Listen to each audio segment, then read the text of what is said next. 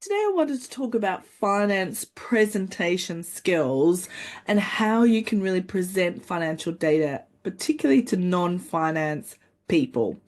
So, if you're working for a startup or scale up, then you can't just focus on getting the numbers right. You really need to make sure that they land to your audience. So in this video, I'm really going to focus on finance presentation skills. Again, specifically how to present your financial data in a way that non-finance people actually understand, but also engage on and more specifically, really act on. Hi, my name's Alysha Randall, and I'm a fractional CFO, and I also train new and aspiring finance leaders through my Financial Leadership Fundamentals course and book. And today I wanted to help you fix one of the common problems I see with new finance leaders, and that is poor presentation and financial data.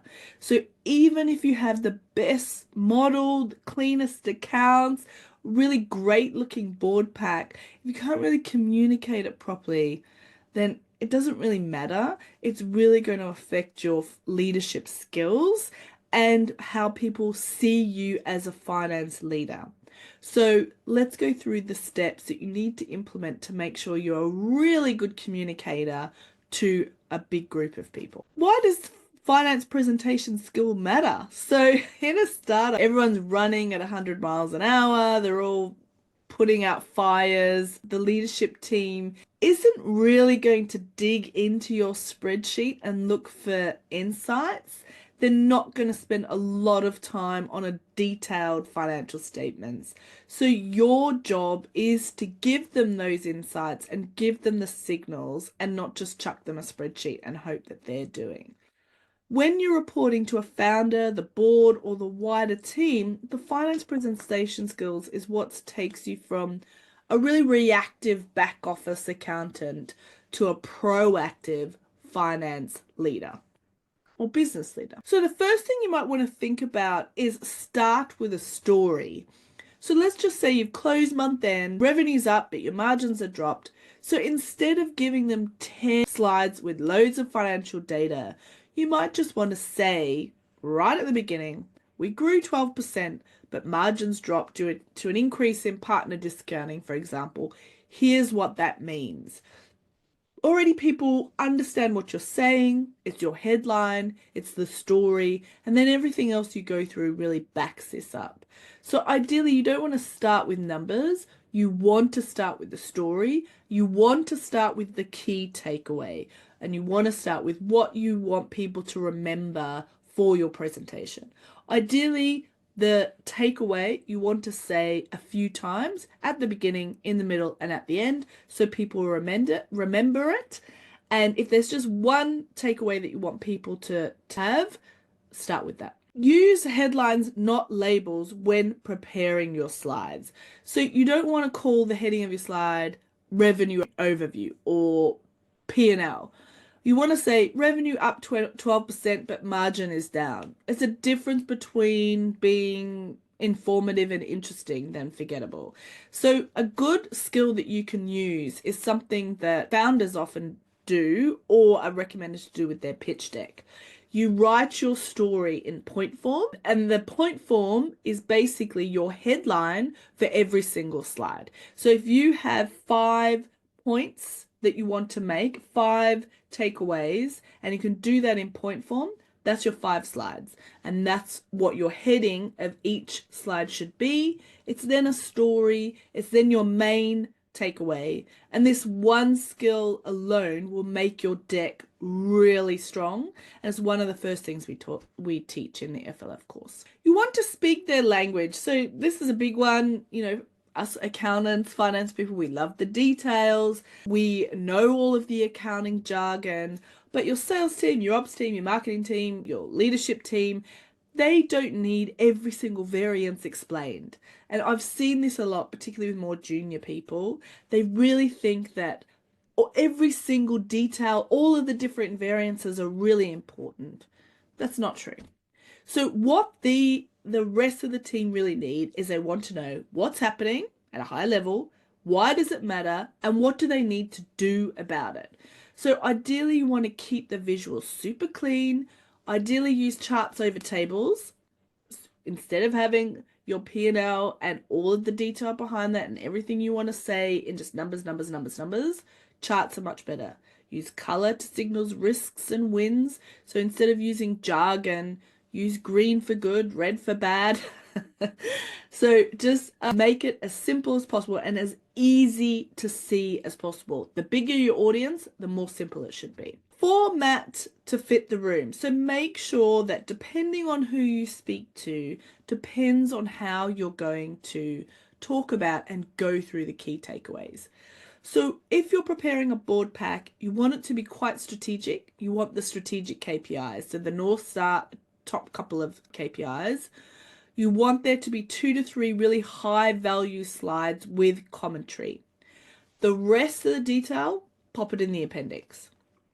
When you're speaking to the founder or the leadership team, you want it super punchy. You want it to be very focused on the commercials, very focused on cash, focused on growth, and focused on hiring. They need to know what they need to do going forward. So even if you're talking about stuff that's happened in the past, you want to take that information and tell them what it means about going forward. If you're speaking at an all hands or a much bigger audience, you want to relate the financial information or results or the financial data to team goals. So for example, we cut supply costs by 20,000, which helped fund our next marketing campaign, for example. So ideally it's the same data, but you're just focusing on different things. That's basically how your finance presentation skills can really work. You may want to think about pre-answering some questions. So if you're looking at the presentation that you've put together, you may want to, if you can, take a step back and pretend that you're somebody looking at it for the first time. If you can see some gaps or some questions that you would be asked if someone presented this to you, you can even test it out if you want to, particularly if it's really important. Then either answer the questions on the slide or just be prepared to answer the questions. Or again, if it's in the board pack, for the board meeting, pop it in the appendix. You might even want to practice saying it, particularly if you're a bit nervous about doing a presentation. For me personally, I have absolutely no problem doing a recording like this, hosting a workshop, attending a board meeting, attending a leadership team. But when it's a big room, I do get a little bit nervous. And so what I do is I practice it. So even if it's just you talking on a Zoom like this and recording yourself, or you're standing in front of the mirror, or if you're talking to your partner or your roommate or your children or even your dog. Good delivery is about good presentation. So if you're just reading your slides word for word, you're going to lose the room so quickly and people are going to be bored super quickly. So practice the key things you want to say, practice your story, know your transitions when you're moving between slides, pause and breathe. It's something I'm not very good because, as you know, I whip through these presentations quite quickly. So it's something I have to think about. And if you struggle with, you might want to script your opening. So really script, say, that first slide. For me personally, if I do that, okay for the rest of the room.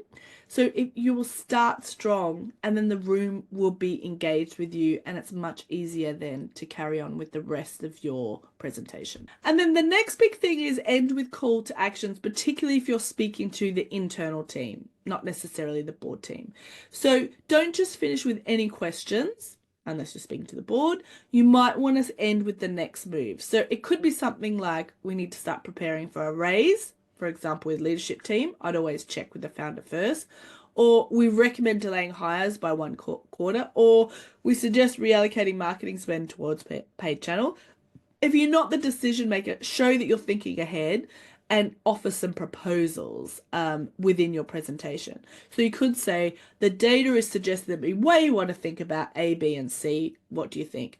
Ideally, your presentation, particularly if you're presenting to the leadership team, should start conversations. You don't want to be presenting numbers and everyone just stares at you, waits for you to finish and goes, that's great, let's move on.